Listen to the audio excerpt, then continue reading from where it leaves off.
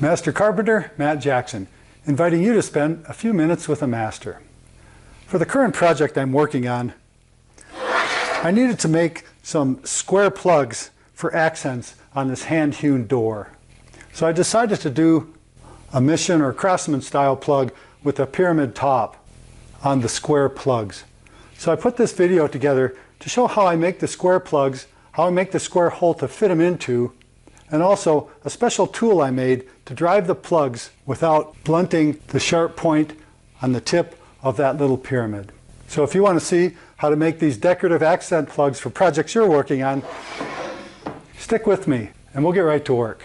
Naturally, the first step for adding some of these decorative little plugs is to figure out where they're going to go. And for this door, I want them centered up in the top two corners.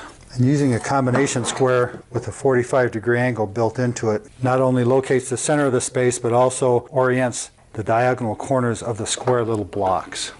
I'll also do a couple of examples on this piece of birch, which is a lighter wood, and it'll make it easier to see the steps as I go through them. I chose a 1/2-inch square plug size for this project because the proportions and the size works well with the design. The key to making this quick and easy is to use a hollow chisel mortising bit to square up a hole that the plug is driven into. So I've got a 1/2-inch bit here that I'll use for that.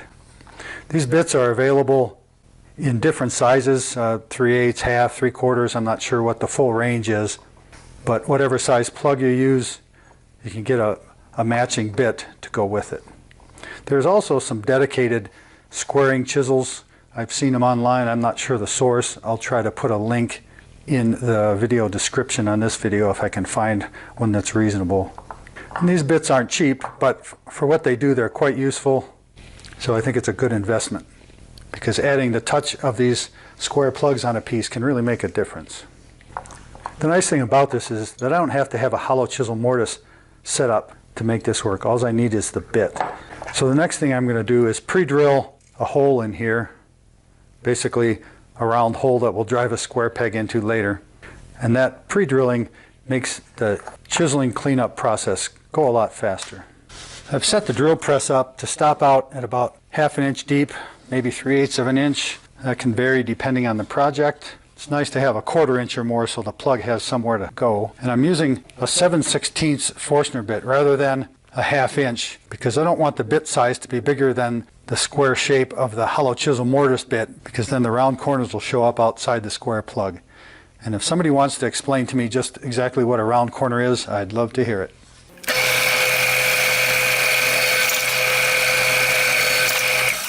That's all there is to it. The drill press makes quick, clean work of pre-drilling these holes, but the same thing could be done with a stop block and a stop collar and a handheld drill if you don't have a drill press or access to one.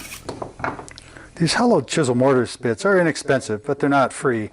So I use a plastic headed hammer to tap the chisel for squaring up these holes. And I like to use the combination square to line the hole up so it's square with the world. And I'm just positioning it around that hole and then tapping it down. I haven't done any of these square plugs in a while.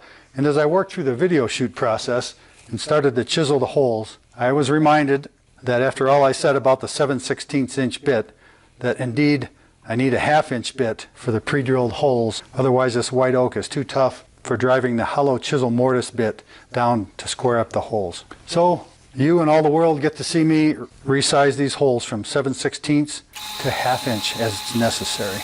And the good thing is that a sharp Forstner bit is capable of exactly this. And I marked some new locations on the piece of birch so I can drill these right the first time. Second time to turn. And the fact that the hole diameter and the size of the hollow chisel mortise are the same means that I have to be extra accurate with this part of the process.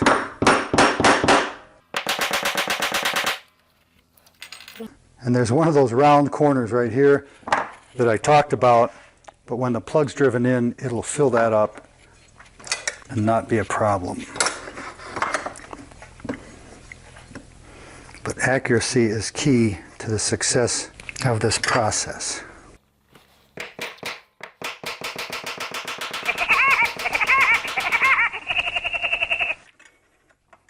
and you can see how the sharp points of the hollow chisel get right in there and clean out the hole, changing them from round corners to square ones. A regular 1/2-inch chisel and a little compressed air gets those holes nice and clean and ready for the square peg to be driven into what used to be a round hole.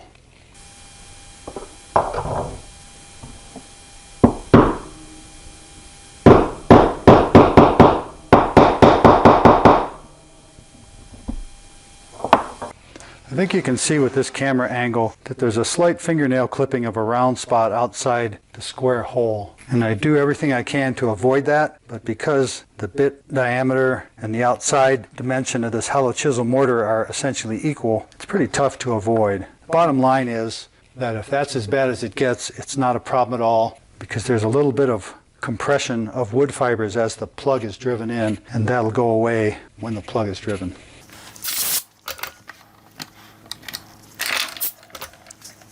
And if you're in a master class for period furniture making, they're going to have you doing this whole process by drilling the hole and then using a single chisel to cut all 4 of these sides.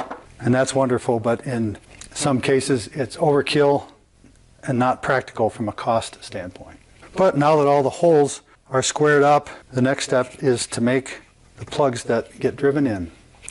The hollow chisel mortise bit is about as close to exactly a 1/2 inch as you can get. And the holes left behind are the same. It's about 1/128 of an inch less than a 1/2 inch. So I'm going to make plug stock that's just that much over a 1/2 inch in size, so there's some compression when it's driven in. Making the stock for these Craftsman style pyramid plugs is pretty routine millwork. But I do like to choose a piece of scrap for making the stock that has dense grain and a little bit of interesting character to it, so that it shows up better in the small plugs. And I'll chop this piece a couple feet long just to keep it a safe working length.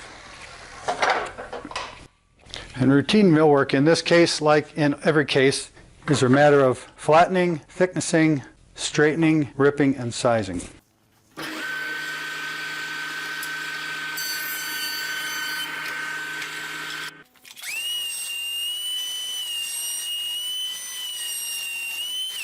And I've milled this down to 9/16 thick, and I'll take it down to the final dimension after ripping it for width.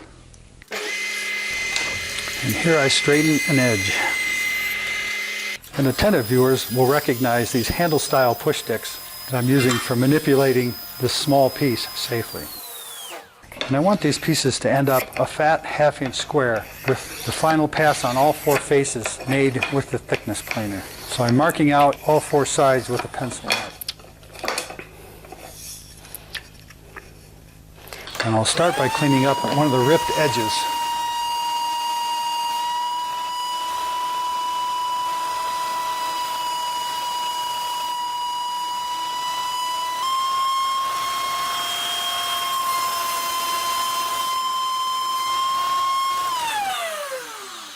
And by rotating the pieces 90 degrees, making a pass, 90 degrees, making a pass, the pieces end up square. My final setting is a 1/2 inch plus a 32nd, and all 4 faces of these 2 pieces have the 96 cuts per inch finish on them. There's a fair amount of snipe on the end of the pieces just because of the way I ran them through, but that's fine. I could make 100 of the pyramid blocks off these, and I only need 6.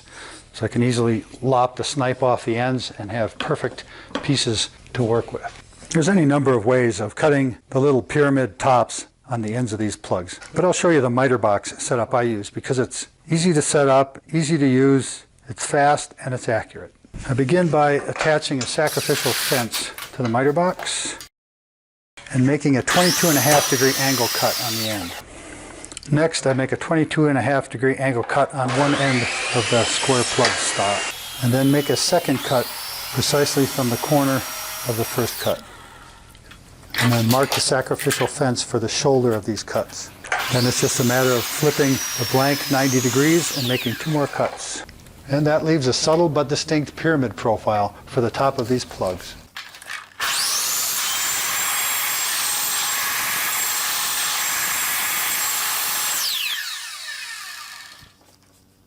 Once I've cut the pyramid profile on both ends of both of these sticks, I measure the depth of the holes and mark the length of one of the plugs. And I'll favor them a little bit short because I can adjust the depth as I'm driving them in. If they're too long, I'd have to drill them out and start over, but if they're too short, I can stop driving them before they bottom out in the hole. And because this is limited production, I'm just going to mark the length that I need for these blocks on the miter saw throat plate and cut them. If I was making dozens or hundreds, I would set up a stop block to get these cut. By lining up the shoulders, I can still cut them 2 at a time. And that's how easy it is to make pretty perfect little pyramid plugs. Because the holes are slightly under a 1/2 inch and the plugs by design are a 1/64 over a 1/2 inch, I need to give them a slight taper so they'll start down in the hole. I'm using one of these best blocks for demanding sanding. You can click on the tag on this screen to see how to make these blocks. But all I'm doing here is putting a slight bevel on the bottom corner of these blocks so that they're small enough to start into this hole. I hope you can see that slight taper on the bottom. And that's a perfect fit, but it takes more than thumb pressure to drive it into the hole. And even if I use a plastic headed mallet to drive these down into the hole, it's going to blunt that fine point on the pyramid plugs that we worked so hard to get. So I've got a little master carpenter trick for driving these plugs without blunting the point. And that trick is to make a dedicated driving block. To make a dedicated driving block, I took the pyramid plug stock and cut a 22.5-degree angle on one end of each of 2 pieces. Next, I'll glue them together, making sure that the short points of those angles line up precisely. With that little bit of CA glue holding these sticks together, I'll add a couple screws to give the block strength. And I lucked out that those screws didn't split this in a million pieces so that I had to start all over again. Next, I'll file a relief notch right at the intersection of those 2 angles, so there's nothing there to blunt the tip. And finally, I'll trim the long ears of these angles off so that I can use this dedicated block to drive the plugs flush. And then cut the whole thing to a usable length. Like that. And a few licks with a block plane keep the top edge from splintering when I whack it with a hammer. I make sure to erase and sand out any layout marks and make sure the wood is ready for its final finish before driving the plugs, because I want them to be the final touch and I don't want to have to sand around them. To install them, it's just a matter of lining up the small pre-bevel and taking the dedicated driver block and driving the plugs to the desired depth. And I kind of like to leave a little shoulder around them to accentuate the fact that I took so much time to make them. These plugs would also hold well if they were a little loose and slipped down in the hole, where a dab of glue would hold them permanently with no trouble at all. But I like the oversized plug to seal up any gaps that are left from the drill bit and the hollow chisel mortise bit. And once the setup is made, it doesn't take much time at all to make a big batch of these perfect pyramid plugs.